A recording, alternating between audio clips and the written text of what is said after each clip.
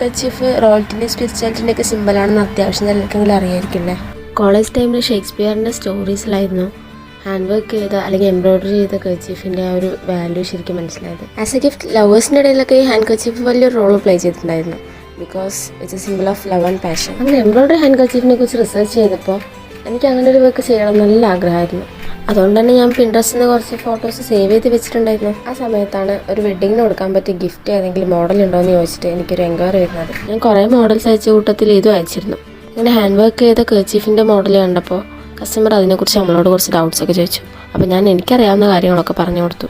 അതൊക്കെ എക്സ്പ്ലെയിൻ ചെയ്തുള്ള എൻ്റെ ആ ഓഡിയോ കേട്ടപ്പോൾ അവർ ആ ഓർഡർ അങ്ങ് കൺഫേം ചെയ്തു. പിന്നെ അത് ചെയ്ത് തീർക്കാനുള്ള ഒരു ഓട്ടത്തിലായിരുന്നു ഞാൻ. ആ ഓട്ടമാണ് നിങ്ങളിപ്പോൾ ഈ കണ്ടുകൊണ്ടിരിക്കുന്നത്.